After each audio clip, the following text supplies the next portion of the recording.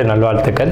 அதாவது நம்ம தமிழர்கள் தமிழ் புத்தாண்டை தான் நம்ம வந்து விசேஷமாக கொண்டாடணும் அப்படின்ற ஒரு அமைப்பில் வந்துட்டு இந்த தமிழ் புத்தாண்டு அப்படிங்கிறது வரக்கூடிய ஏப்ரல் 14ஆம் தேதி தொடங்க இருக்குது. நம்மளுடைய தமிழர்களுடைய ஒரு பண்பாட்டில், நம்மளுடைய கணித முறைகளில், நம்மளுடைய சாஸ்திர முறைகளில் முன்னோர்கள் வகுத்து கொடுத்தது எது அப்படின்னு கேட்டிங்கன்னா சித்திரை 1 தான் நமக்கு தமிழ் புத்தாண்டு. பிறக்க போகிற தமிழ் புத்தாண்டு இந்த சித்திரை 1 அப்படிங்கிறது விஸ்வாசு வருடம். அதாவது 60 வருடங்கள் தமிழருக்கு பிரபவ விவ சுக்ல பிரமோத்துத பிரமோத்பத்தி ஆங்கிரச ஸ்ரீமுக பவ யுவ தாது ஈஸ்வர வெகுதானியா அப்படின்ட்டு 60 வருடங்கள் தமிழ் வருடங்கள் கொடுக்கப்பட்டிருக்கு. அதில் 39வது வருடமானது விஸ்வாசு வருடம். இந்த வருடத்தை நோக்கி தான் நம்ம அடியெடுத்து வைக்கிறோம். நம்ம தமிழர்களுடைய கலாச்சாரப்படி பல்வேறு மதங்களும் பல்வேறு இனங்களும் பல்வேறு கலாச்சாரங்களும் இருந்தாலும் இந்த உலகத்தினுடைய ஆதி கர்த்தா, ஜோதிட சாஸ்திரத்தினுடைய ஆதி கர்த்தா அப்படிங்கிறவங்க தமிழர்கள் தான். அப்படிங்கிறதுல எல்லளவு கூட மாற்றம் இல்லை. அப்படிங்கிறத நீங்கள் நல்லா புரிஞ்சுக்கணும். இந்த உலகத்துக்கு சாஸ்திரத்தையும் நாள்காட்டியும் வான சாஸ்திரத்தையும் தொகுத்து கொடுத்தவங்க யான்னு கேட்டால் நம்ம தமிழர்கள். நம்ம தமிழ் புத்தாண்டை நம்ம மற்றவங்களுக்கு கொடுத்துட்டு மற்றவங்களுடைய கேலண்டர் எடுத்து நம்ம பயன்படுத்திக்கிட்டு இருக்கோம். இது மிகப்பெரிய ஒரு தவறு. இந்த இடத்துல நம்மளுடைய தமிழ் புத்தாண்டை நம்ம பின்பற்றணும்னு சொல்லி ஒரு வேண்டுகோளை நம்ம வச்சுட்டு இந்த தமிழ் புத்தாண்டு எப்படி இருக்குது அப்படிங்கிற அமைப்பையும், தமிழ் புத்தாண்டு என்ன, தமிழ் புத்தாண்டுடைய சிறப்புகளையும் நம்ம வந்து பேசுவோம். நாள் என் செய்யும் வினைதான் என் செய்யும் என்னை நாடி வந்த கோள் என் செய்யும் கொடுங்கூற்று என் செய்யும் கூரேசர் இருந்தாலும் சிலம்பும் சதங்கையும் தண்டையும் சண்முன் தோளும் கடம்பும் என் கண்முன் வந்து தோன்றினேன். அதாவது நம்மளுடைய தமிழ் கடவுள் அப்படிங்கிறவர் முருகன் தாங்க. அகத்தியருக்கு தமிழை கற்றுக் கொடுத்தவர் யாருன்னு கேட்டிங்கன்னா முருகன் தாங்க. முருகன் தான் தமிழ் கடவுள். அதாவது அவருடைய பிறப்பு வேணா நம்ம வந்து சிவன் பார்வதி அப்படி இப்படின்னு நம்ம சொல்லலாம். ஆனால் தமிழுக்கென்ற ஒரு கடவுள், தமிழினுடைய ஆதி கர்த்தா அப்படிங்கிறவங்க யாருன்னு கேட்டிங்கன்னா முருகன் தான். ஸோ அதனால் நம்ம முருகனை வணங்கி நம்ம இந்த பதிவை தொடர்வோம். சித்திரை 1 அப்படிங்கிறது ஏப்ரல் 14ஆம் தேதி ஆங்கில கணக்குப்படி. ஆங்கில கணக்கை தயவு செஞ்சு யாரும் எடுத்துக்க வேணாம். ஆங்கில நாள்காட்டி தவறானது தான். இது வந்து நம்ம சவால் விட்டே சொல்லலாம். ஒரு 15 நாட்கள் ஆங்கில நாட்காட்டியில் காணாமல் போய் அதை தேடி கண்டுபிடிச்சி அதுக்காக நாட்களை திருத்தின ஒரு வரலாறு நம்ம வரலாறு இருக்குது. நல்லா தெரிஞ்சுக்கோங்க. இன்னையிலேருந்து இன்னும் நூற்றுக்கணக்கான வருடங்களுக்கு கிரகணத்தை ஆதி காலத்திலே குறித்து வச்சுருக்காங்க நம்ம முன்னோர்கள். ஸோ அப்படிப்பட்ட நம்மளுடைய தமிழ் வருடப்பிறப்பான விஸ்வாச வருடப்பிறப்பு எப்படி நடக்குது அப்படின்னு பார்த்தீங்கன்னா, திங்கட்கிழமை அன்னைக்கு பிரதமை திதியில் சுவாதி நட்சத்திரத்தில் வஜ்ரம் நாமயோகத்தில் கௌளவ கரணத்தில் பிறக்க இருக்குது. இந்த சித்திரை 1 தாங்க கேரளாவில் ஐயப்பனுக்கு நடை திறப்பு முதல்ல நடக்கக்கூடிய நாள். அப்படின்னா சித்திரை விசு அப்படின்னு சொல்லுவாங்க. விசு அப்படின்னா சமப்படுத்துதல் அப்படின்னு பேர். சித்திரை விசு அப்படிங்கிறத கேரளாவில் விசேஷமாக கொண்டாடுறாங்க. ஏன்னா நம்மகிட்டேருந்து பிழிஞ்சு போன ஒரு மொழி வந்து மலையாளம் அப்படிங்கிறது. சரி, விஸ்வாசு வருடத்துக்கு நம்ம முன்னோர்கள் என்ன விளக்கம் கொடுத்துருக்காங்க அப்படின்னா, விஸ்வாசு அப்படின்ற சொல் வந்துட்டு நேர்மை, நீதி, செல்வம் அப்படின்னு உயர்ந்த ஒரு அர்த்தத்தை வச்சுருக்காங்க. நம்மளுடைய தமிழ் மொழிக்கு நம்ம தமிழ்லேயே அர்த்தங்கள் தேட வேண்டிய ஒரு காலகட்டம் வந்தாச்சு. சரி, இந்த விஸ்வாசு வருடம் அப்படிங்கிறது நேர்மை, நீதி, செல்வம் அப்படிங்கிற ஒரு அர்த்தத்தில் வருது இந்த சொல் அப்படிங்கிறது. இந்த விஸ்வாசு வருடத்துக்கு உண்டான பலன்களாக நம்ம முன்னோர்கள் என்ன சொல்லியிருக்காங்க அப்படின்னு பார்த்தீங்கன்னா, விஸ்வாசு வருடம் தன்னில் வேளாண்மை ஏறும், பசுமாடும் மாடும் பழிக்கும், சிசு நாசம், மறையோர்கள் வாழ்வார்கள், மாதவங்கள் மீறுமே, மற்றுலகில் உண்டு மலை அப்படின்னு சொல்லியிருக்காங்க. மற்றுலகில் உண்டு மலை அப்படின்னு முடிக்கிறாங்க.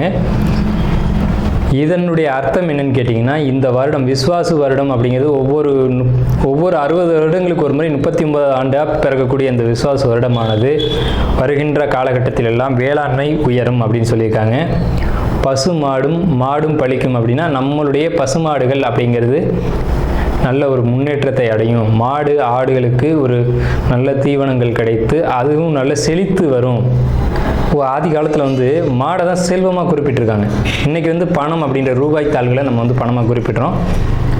ஒரு முன்னோர்கள்லாம் வந்து மாடு எவ்வளோ இருக்குது, மாட்டினுடைய அந்த குப்பை வந்து வேஸ்ட்டெல்லாம் எங்கே ஒரு மனிதன் வந்து எங்கே சேகரிக்கிறானோ அதை போய் முதல்ல பார்ப்பாங்கங்க. அதை வச்சு தான் அவனுடைய செல்வம் என்னன்றதை குறிப்பிட்டு பொண்ணு கொடுக்குறதா இருக்கட்டும், பொண்ணு எடுக்கிறதா இருக்கட்டும், இதெல்லாம் நம்முடைய மரபில் இருந்து வந்த ஒரு விஷயம். ஸோ அப்போ இத்தனை மாடுகள் இருந்தால் தான் அவன் செல்வந்தன் அப்படின்ற ஒரு கான்செப்ட் வந்து முன்னோர்கள் நமக்கு காமிச்சிருக்காங்க. அப்படிப்பட்ட பசுமாடுகள் மாடும் பழிக்கும் அப்படின்ற ஒரு வார்த்தையை வந்து அங்கே குறிப்பிட்டிருக்காங்க. சிசு நாசம் அப்படின்ற வார்த்தையை சொல்கிறாங்க.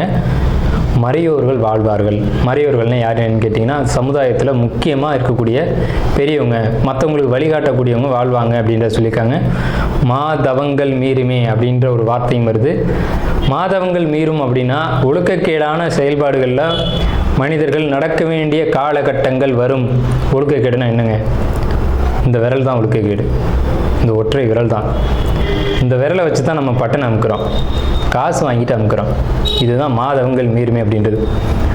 ஸோ அந்த மாதிரிலாம் இல்லாமல் மனசாட்சிக்கு துரோகம் செய்யாமல் யார் நீதி பரிபாலனம் செய்வாங்க அப்படின்றத தெரிஞ்சு சரியான வாக்களித்து நல்ல தலைவனை தேர்ந்தெடுக்க வேண்டிய காலகட்டங்கள் அப்படிங்கிறத இங்கே மறைமுகமாக இந்த விசுவாச வருடத்தினுடைய வெண்பா பாடல் அப்படிங்கிறது நமக்கு சுட்டி காட்டுது. இந்த சித்திரை வருட பிறப்பானது மகர லக்னம்னு சொல்லக்கூடிய சர லக்னங்களில் விழுகுது. எப்படின்னு கேட்பீங்க? தமிழனுடைய கணக்குப்படி சூரியன் எப்போது கிழக்கு வானில் உதிக்கிறதோ அதுதான் லக்னம். ஸோ சித்திரை மாதம் 1ஆம் தேதியானது உதிக்கக்கூடிய நேரம் அப்படிங்கிறது கிழக்கு வானத்தில் சூரியன் உதிக்கக்கூடிய அந்த டைம் அப்படிங்கிறது 2:22 அதிகாலை மணி 2:22க்கே சூரியன் கிழக்கு வானத்தில் உதிச்சிடறார். அப்போ அது லக்னமாக போட்டுக்கணும், இந்த வருடத்தினுடைய பிறப்பு லக்னமாக போட்டுக்கணும்.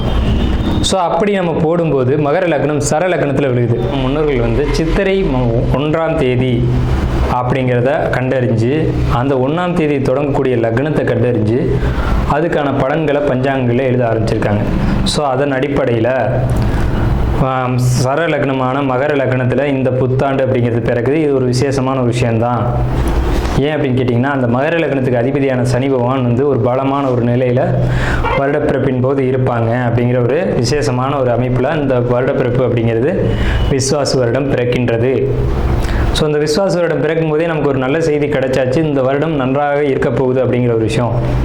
சரி, இதை சித்திரை மாதம் தான் நீங்கள் தமிழருடைய கலாச்சாரம் அப்படின்னு சொல்லிங்களே, இதுக்கு ஏதாவது ஆதாரம் இருக்கா அப்படின்னு கேட்டிங்கன்னா கண்டிப்பாக இருக்கிறது. புறநானூறு அப்படின்ற ஒரு தமிழ் இலக்கியம் இருக்குது. அதில் போய் தேடி பார்த்தீங்க அப்படின்னா தலைநாள் பூத்த பொன் இனர் வேங்கை அப்படின்ற சொல்லும், கனிவேங்கை நன்னாளே நாடி மலர்தலால் அப்படின்ற வார்த்தை வரும். அதாவது சித்திரை மாதத்தில் பூக்கள் அதிகமாக பூத்து குலுங்கும். அதனால தான் தலைநாள் அப்படின்ற சொல்ல யூஸ் பண்ணுறாங்க.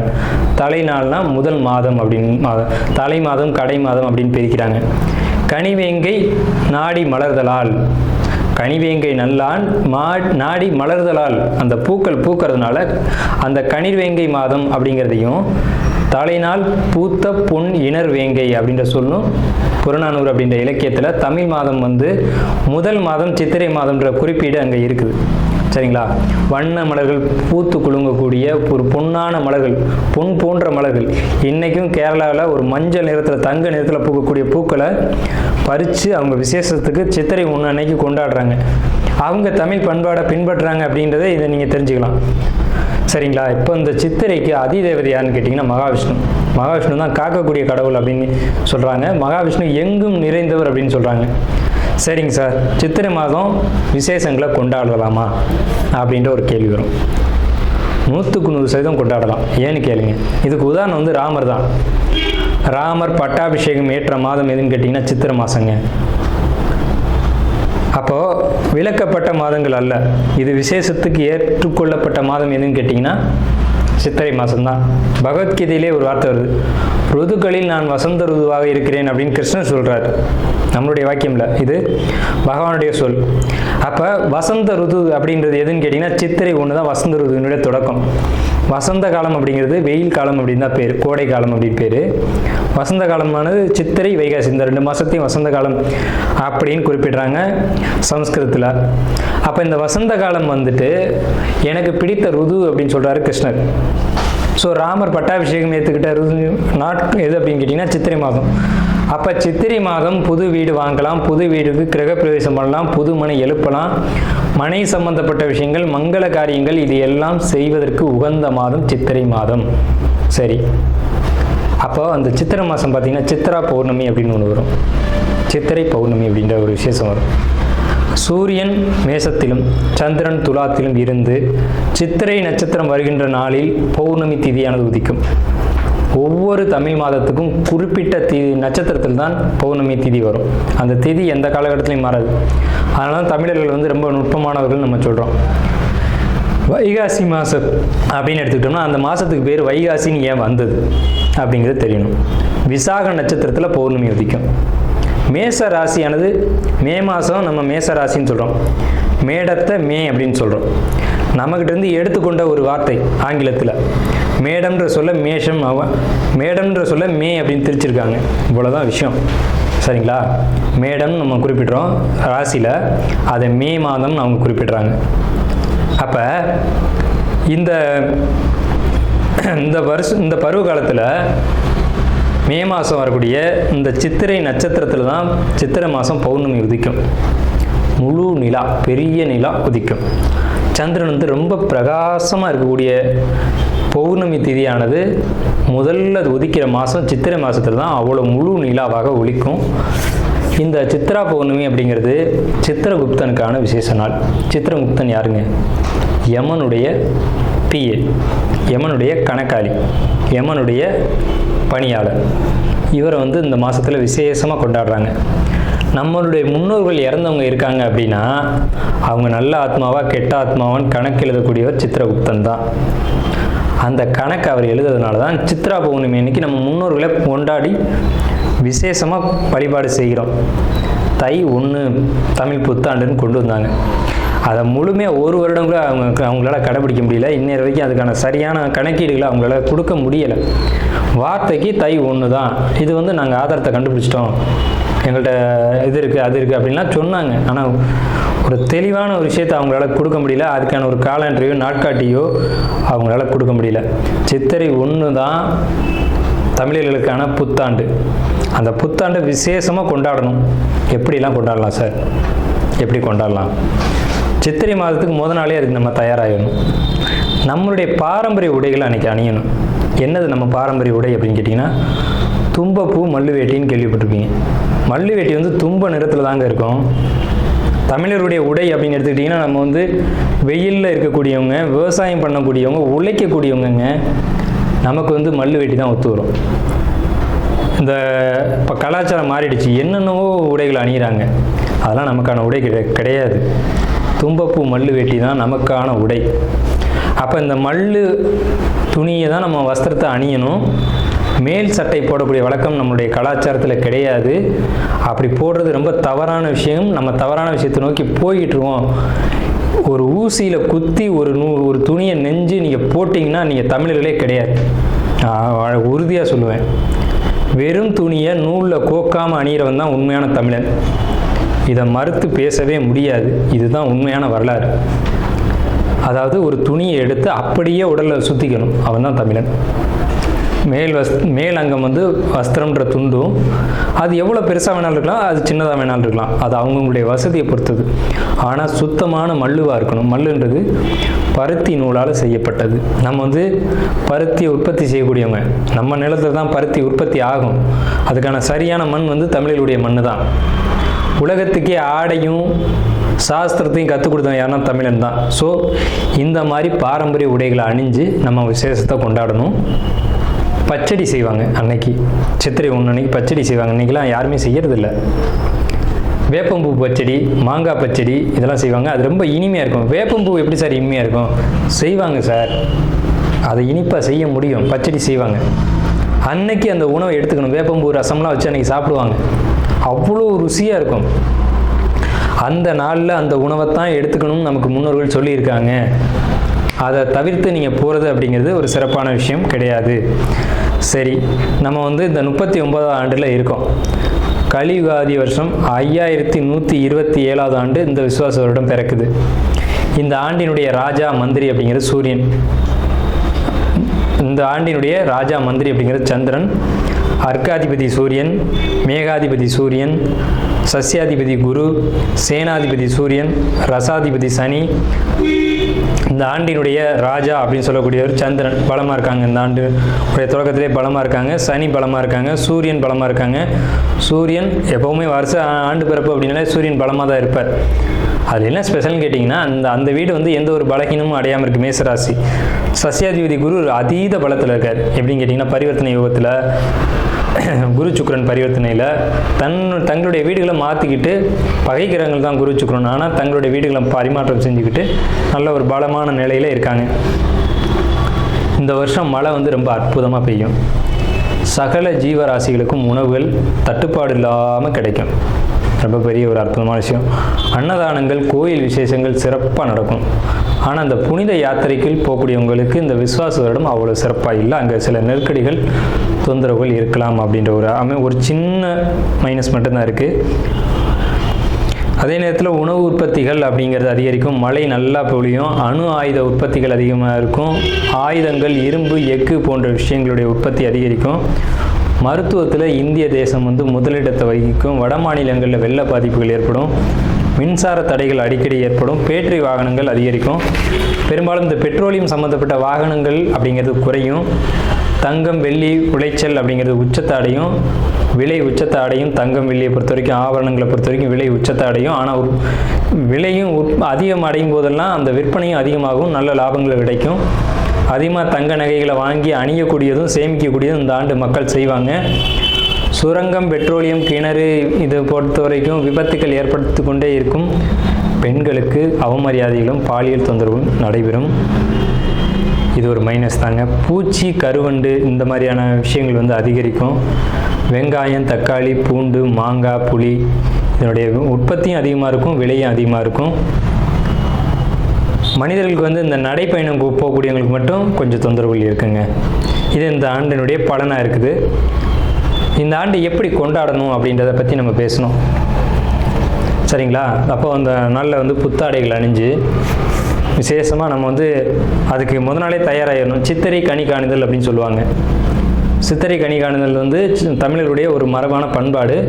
இந்த சித்திரை மாதத்துக்கு முத நாளே அதுக்கான ஏற்பாடுகள்லாம் செஞ்சு வச்சுட்டு நீங்கள் அடுத்த நாள் புத்தாண்டு பிறக்கும்போது அந்த சித்திரை கனி காணுதலோடு நீங்கள் தொடங்குனீங்க அப்படின்னா இந்த புத்தாண்டு ரொம்ப பெரிய விசேஷத்தை உங்களுக்கு கொடுக்கும். நீங்கள் 12 ராசிகளில் எந்த ராசியில் பிறந்திருந்தாலும் உங்களுக்கு ஏற்றம் தான் அப்படிங்கிறதுல மாற்றுக்கிறதுக்கு இடமில்லை. 12 ராசிகளுக்கும் யோகத்தை கொடுக்கக்கூடிய ஒரு ஆண்டு தான் இந்த சித்திரை புத்தாண்டு பிறப்பு, விஸ்வாச வருட பிறப்பு. விஸ்வாசு அப்படின்னாலே விஸ்வாசம் அப்படின்ற சொல்ல ஒரு தெரிந்த சொல்ல தான் நம்ம பார்க்குறோம். நேர்மையாகவும் மக்கள் செயல்படுவாங்க, நீதியோடு நடந்துக்குவாங்க. நீதி என்னன்றது தெரியும். தலைமையில் இருக்கக்கூடியவங்களுக்கு கொஞ்சம் தொந்தரவுகள் வரும்.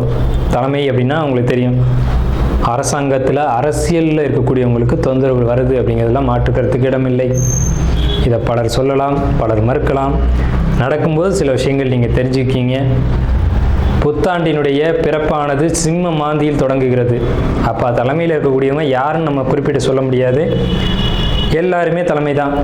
அந்த பார்லிமெண்ட்டு, அதே மாதிரி நாடாளுமன்றம், இந்த மாதிரி இடங்களுக்கு போகக்கூடியவங்க எல்லாருமே தலைமை தான். இவங்களுக்கு மட்டும் கொஞ்சம் எச்சரிக்கையாக இருக்கணும் அப்படின்ற காலகட்டம். உடலையும் மனதையும் தைரியமாக பார்த்து கொள்ள வேண்டும் அப்படின்ற காலகட்டம் இந்த விஸ்வாச வருடம். அதே சமயத்தில் நீதி, நேர்மை யாரெல்லாம் கடைபிடிக்கிறீங்களோ உங்களுக்கு இந்த விஸ்வாச வருடம் உங்களை விசுவாசமாக காப்பாற்றும் அப்படிங்கிறதுலையும் மாற்றுக்கிறதுக்கு இடம் இல்லைங்க. ஸோ நம்மளுடைய இந்த வீடியோ பார்த்த அனைவருக்கும் நன்றிகள். துளாராசியின் முதல் நட்சத்திர தொடக்கமானது சித்திரை 3 நாள். வாரிசு இல்லைன்னு காத்திருக்கக்கூடிய சித்திரை நட்சத்திரக்காரங்களுக்கு, இந்த துளாராசிக்காரங்களுக்கு நிச்சயமாக அந்த விசுவாச வருடத்தில் குழந்தை இருக்குது. தொழிலில் பெரிய முடிவுகள் எடுப்பீங்க, பெரிய முன்னேற்றத்தை அடைவீங்க. சொத்து சம்பந்தமான விஷயங்கள், உங்களுக்கு சொத்து சேர்க்கை அப்படிங்கிறது நல்லாயிருக்கும். சாதாரணமான நிலையிலேருந்து பிரம்மாண்டமான நிலைமைக்கு வளருவீங்க. தொழில் வாய்ப்புகளும் வேலை வாய்ப்புகளும் உங்களுக்கு அதிகமாகவே கிடைக்கும். ஸோ இந்த துளாராசி சித்திரை நட்சத்திரம் அப்படிங்கிறது இந்த விஸ்வாச வருஷம் சூப்பராக இருக்குது. யோகமான ஆண்டு. துளாராசி அப்படிங்கிறது தராசு தட்டு. 2 பக்கம் தராசு தட்டு இருக்கும். அந்த தராசு தட்டுடைய நேர் எதிர்த்தன்மைகளை சுட்டி காட்ட முடியாது, அது முள் சுட்டி காட்டும். ஸோ அப்படிப்பட்ட நடுநிலைமை தவறாத துளாராசிக்காரங்க அப்படின்னு பேர். உண்மையிலேயே துளாராசியில் தான் மிகப்பெரிய நாத்திகவாதிகளும், அதே துளாராசியில் தான் மிகப்பெரிய ஆன்மீகவாதிகளும் அவதரிச்சிருக்காங்க. ஸோ எதிரும் புதிருமான ராசி தான் அந்த துளாராசி. ஒன்று தெய்வ நம்பிக்கை சுத்தமாக இருக்காது, இல்லைன்னா தெய்வ நம்பிக்கை ரொம்ப அதிகமாக இருக்கும். ஸோ இப்படிப்பட்ட ஒரு கான்செப்டில் இருக்கக்கூடிய உங்களுடைய குணம் அப்படிங்கிறது இப்படி தான் எதிரும் புதிருமாக இருக்கும். மிகப்பெரிய பெரிய இறைவனை கண்டறிஞ்சவங்க, இறைவனே கதி அப்படின்னு போனவங்க எல்லாம் பார்த்தீங்கன்னா துளாராசி தான். கடவுளே இல்லைன்னு சொன்னவங்களும் துளாராசி தான். ஏன் இப்படி நடக்குது அப்படின்னு பார்த்தீங்கன்னா, இந்த ராசி தான் ராசி மண்டலத்தை 2ஆக பிரிக்கக்கூடிய ராசி. ஸோ அதனால் நீதி, நேர்மை அப்படிங்கிறதுக்கு இந்த ராசிக்கு பஞ்சம் இருக்காது. கரெக்டாக நூல் பிடிச்ச மாதிரி இருக்கணும். இவங்களுக்கு எப்போவுமே கோபம் அதிகம் வரும். ஏன்னு கேட்டிங்கன்னா, இவங்க வந்து அந்த நீதி தவறும்போது அதை பொறுமையாக பார்த்து இருக்க மாட்டாங்க. சனி உச்சம் அப்படிங்கிறதுனால பொறுமை அப்படிங்கிறது உங்களுக்கு கொஞ்சம் பற்றாக்குறையாக தான் இருக்கும். ஆனால் பொறுமையாக இருந்தாங்கன்னா ரொம்ப லைஃப் வந்து சூப்பராக இருக்கும் அப்படின்னு கூட சொல்லலாம். இந்த ராசியினுடைய தனித்தன்மை அப்படிங்கிறது எப்போவுமே யாராக இருந்தாலும் பாரபட்சம் இல்லாமல் எல்லாரையும் ஒரே கண்ணோட பார்க்குறது தான் இந்த ராசியினுடைய தனித்துவம் அப்படிங்கிறது. எல்லாரையும் ஒரு கண் கொண்டு பார்க்குறது. இவர் வேண்டியவர், இவர் வேண்டாதவர், இவர் அப்பா, இவர் வேற ஒருவர் அப்படிங்கிறதெல்லாம் இல்லாமல் யார் தப்பு பண்ணாலும் தப்பு, யார் சரி செஞ்சாலும் சரி அப்படின்னு உறக்க சொல்லக்கூடிய எந்த ராசின்னா துலா ராசி தான். சரிங்களா? இப்போ சார் எங்களுக்கு இந்த விசுவாச வருஷம் எப்படி இருக்குது அப்படின்னு நீங்கள் கேட்டிங்க அப்படின்னா சூப்பராக இருக்குது. ஏன் சார் அப்படி சொல்கிறீங்க? உங்கள் ராசிக்கு ஆகாத கிரகம் 3 ஆகக்கூடிய குரு, ஆனால் 9ஆம் இடத்துல உட்காந்துருக்கார். ஓடிப்போனவனுக்கு 9ல் குரு, அகப்பட்டவனுக்கு அட்டமத்தில் ராகு அப்படின்னு சொல்லுவாங்க. அப்போ ஓடிப்போனவனுக்கு 9ல் குருனா ஏன் அப்படி சொல்லியிருக்காங்க அப்படின்னா 9ல் குரு இருந்தால் ராசியை பார்க்கும், ராசிக்கு 3ஆம் இடத்தை பார்க்கும், ராசிக்கு 5ஆம் இடத்தை ஏக காலத்தில் பார்க்கும். ராசி 3, 5 இந்த 3 இடங்களை ஒரே காலத்தில் பார்க்கும்போது அது மிகப்பெரிய நல்ல விஷயங்களை செஞ்சுட்டு போயிடும். என்ன நல்ல விஷயன்றதை பார்ப்போம். முதல்ல தனவரவு. பணம் தானே எல்லாத்துக்கும் முக்கியம். அது துலா ராசிக்கு ரொம்ப முக்கியம் வந்து பணம் தான். ஏன்னா இந்த வீட்டின் அதிபதிய சுக்கிரன் தானே. திடீர் தனவரவு அதிர்ஷ்டமும் இந்த விசுவாச வருஷத்தில் உங்களுக்கு தான் உண்டு. கணவன் மனைவி உறவை பொறுத்த வரைக்கும் கொஞ்சம் கான்ட்ராவர்சி அப்படிங்கிறது இருக்கத்தான் செய்யும். இருந்தாலும் பரவாயில்ல அப்படின்ற மாதிரி ஓடிடும். இது வரைக்கும் உங்களுடைய பொருளாதார நிலைகள் கொஞ்சம் தட்டுப்பாடாக இருக்கும். வரவுக்கு மீறி செலவு இருக்கும். குடும்பத்தில் சுபகாரியங்கள் நடந்திருக்கும், அதுக்கான செலவுகள் நீங்கள் மேற்கொண்டிருப்பீங்க. ஸோ இதெல்லாம் கடந்த காலகட்டத்தில் நடந்தது. நல்ல சிந்தனைகள், புதிய முயற்சிகள் இப்போ நடக்கும். அதே மாதிரி புதிய தொழில் முயற்சிகள், புதிய வேலை வாய்ப்புகள் இதெல்லாம் அதிகரிக்கக்கூடும். இதனால் உங்களுக்கு வந்து பார்த்திங்கன்னா எதிர்காலம் அப்படிங்கிறது ரொம்ப பிரைட்டாக தெரியும். எதிர்காலம் பற்றின உங்களுடைய கனவுகள் வந்து பெரிய அளவில் வச்சுக்கிட்டே போவீங்க. அதிர்ஷ்டமான காலகட்டம் தான் அப்படிங்கிறதுல எந்த ஒரு மாற்று கருத்துக்கு இடமில்ல. சாதாரண நிலையிலேருந்து மிக பிரம்மாண்டமான நிலைக்கு உயர போகிறீங்க அப்படிங்கிறதுல மாற்று கருத்துக்கு இடமில்லை. முன்னேற்றத்தை அடைவிக்க நல்ல திறமையும் அந்த திறமைக்கான சரியான வாய்ப்புகள் இந்த காலகட்டத்தில் கிடைக்கும். இப்போ ஒரு குழப்பத்திலேருந்து ஒரு தெளிவு கிடைக்கும். ஏன்னா சந்திரனை குரு பார்க்குறாங்க. ஒரு நாள் குழப்பத்திலேயே போட்டு இதை செய்வோமா வேணாம் அப்படின்னு நினச்சிட்டு இருந்ததுக்கு பதிலாக இப்போ ஒரு தெளிவு கிடைச்சிக்கும். இதை செய்யலாம் அப்படின்ற ஒரு இறுதியான ஒரு முடிவு வருவீங்க. இடமாற்றங்களும் பயணங்களும் அலைச்சல்களும் உங்களுக்கு உண்டு. அதனால் பாதிப்பு இருக்கா சார் அப்படின்னு கேட்டிங்கன்னா கண்டிப்பாக பாதிப்பு இல்லை. அதனால் நல்ல ஒரு சிறப்பான நிலைக்கு போகக்கூடிய காலகட்டம் தான் உங்களுக்கு வந்துக்கிட்டு இருக்கு. எதிரிகள் இது வரைக்கும் இருந்திருப்பாங்க, இனி இருந்த இடம் தெரியாமல் போயிடுவாங்க. இதுக்கு முன்னாடி எதிரிகளுடைய தொந்தரவு அப்படிங்கிறது இருந்திருக்கும். இனி அந்த பேச்சுக்கு இடமில்லை. சிரமங்கள் எல்லாமே சரியாகும். உங்களுக்கு இந்த விசுவாச வருடம் பொறுத்த வரைக்கும் சந்திரனுக்கு 6ல் சனி, 5ல் ராகு, 11ல் கேது. ஆன்மீக வழிபாடுகளை பொறுத்த வரைக்கும் கொஞ்சம் குறைச்சிக்கோங்க. கோயில்கள் போகிறதுக்காக கொஞ்சம் குறைச்சிக்கோங்க. ஏன்னா சார் எல்லோரும் கோயிலுக்கு போக சொல்லுவாங்க, நீங்கள் போக வேணாம்னு சொல்கிறீங்க அப்படின்னா தற்சமயம் கிரக நிலைகள் அப்படி தான் இருக்குது. கோயிலுக்கு போனால் உங்களுக்கு சில பாதிப்புகள் ஏற்படலாம் அப்படின்ற ஒரு நிலை இருக்குது. ஸோ அதனால் அதிகபட்சம் ஆலய வழிபாடுகளை குறைச்சிட்டு வீட்டிலே இருந்து தியானம், யோகா, மெடிடேஷன் இந்த மாதிரியான விஷயங்களை ஃபாலோ பண்ணுங்கள். அது சிறப்பான ஒரு நல்ல விஷயங்களை ஏற்படுத்தி கொடுக்கும். உங்களுடைய சிந்தனைகளில் ஒரு நல்ல மாற்றங்கள் அப்படிங்கிறது ஏற்படும். நல்ல ஒரு உடல் ஆரோக்கிய மேம்பாடு. இவ்வளோ நாள் உடம்புல பிரச்சனை இருந்தது சார், அதனால் கவலைப்படுதுன்னு அப்படின்ற ஒரு நிலையை கடந்து இனி உடல்நிலைகளை பொறுத்த வரைக்கும் ஒரு நல்ல ஆரோக்கிய மேம்பாடு அப்படிங்கிறது இருக்கும். உங்களுக்கு வயிறு சம்மந்தப்பட்ட விஷயங்களில் பிரச்சனைகள் ஏற்பட வாய்ப்பு உள்ளது. வயிறு அல்லது அடிவயிறு இது சம்பந்தப்பட்ட பாதிப்புகள், செரிமான கோளாறுகள், குடல் வாழ்வு பிரச்சனைகள் இதெல்லாம் ஏற்படுறதுக்கான ஒரு வாய்ப்புகள் உள்ளது. ஏன்னா 5ல் ராகு 6ல் சனி அப்படின்னா இந்த மாதிரியான தொந்தரவுகளை கொடுக்கும் அப்படின்ற ஒரு அமைப்பு இருக்குது. அதே மாதிரி பாத எரிச்சல், பாதத்தில் தொந்தரவு, காலில் பிரச்சனை, கால் வலி அந்த மாதிரியான தொந்தரவுகள் வயதானவர்களுக்கு வரக்கூடும். ஸோ இயல்பாக வாலிபத்தில் இருக்கக்கூடியவங்களுக்கு அந்த மாதிரி தொந்தரவுகள் வராது. மாணவர்களை பொறுத்த வரைக்கும் படிப்பில் கவனம் செலுத்த மாட்டீங்க, ஆனால் படிப்பில் கவனம் செலுத்தணும். படிப்பை தவிர்த்து மற்ற எல்லா விஷயங்களையும் கவனம் போகும். ஷேர் மார்க்கெட்டை பொறுத்த வரைக்கும் லாபங்கள் ஓரளவுக்கு இருக்கும். கடந்த காலகட்டங்கள் மாதிரி இல்லாமல் இனிய லாபங்கள் உங்களுக்கு கொடுக்கும் அப்படிங்கிற ஒரு அமைப்பு இருக்குது. அதே மாதிரி உங்களுக்கு படிப்பை பொறுத்த வரைக்கும் மாணவர்களுக்கும் இந்த ஆண்டு மந்தம் தான். விசுவாச வருடத்தை பொறுத்த வரைக்கும் துளாராசிக்காரங்க மாணவர்களை பொறுத்த வரைக்கும் படிப்பில் மந்தம் ஏற்படும், அதில் கவனமாக இருக்கணும். அதே மாதிரி பெண்கள் பொறுத்த வரைக்கும் படிப்பு உண்டு அப்படின்ற படிப்பில் மட்டும் கவனம் செலுத்தணும். ஜாபு போகக்கூடியவங்களை பொறுத்த வரைக்கும் துளாராசிக்காரங்களுக்கு ஜாப்பில் எந்த ஒரு விதமான தொந்தரவுகள் இல்லை. கடுமையாக உழைக்கக்கூடியவங்களை பொறுத்த வரைக்கும் மட்டும் இல்லை அதிகமாக வேலை செய்ய மாட்டேன் ஆனால் எனக்கு சம்பளம் மட்டும் கரெக்டாக வந்துடணும் அப்படின்னு நினைக்கக்கூடியவங்களுக்கு பாதிப்புகளை கொடுக்கும். ஸோ அப்போ நீங்கள் என்ன பண்ணணும் அப்படின்னா, எந்த அளவுக்கு ஜாப்பில் தொந்தரவு இருக்கக்கூடாதுன்னு நினைக்கிறீங்களோ அந்த அளவுக்கு உங்கள் கடமையை நீங்கள் சரிவர செய்யணும்.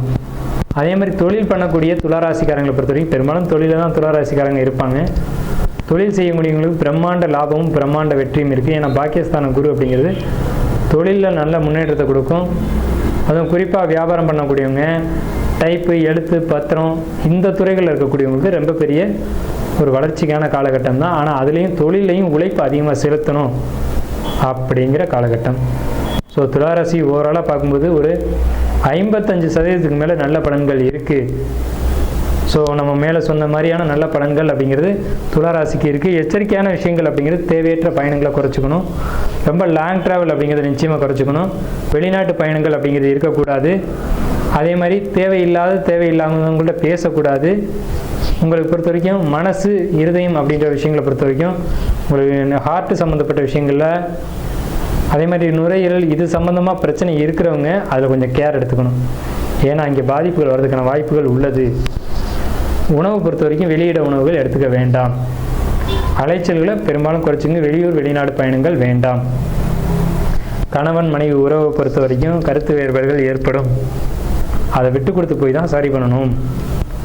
கண்டிப்பாக விட்டு கொடுத்து போகல அப்படின்னா இந்த டைமில் உங்களுக்குள்ள சில தொந்தரவுகள் ஏற்படுறதுக்கான வாய்ப்புகள் உள்ளது.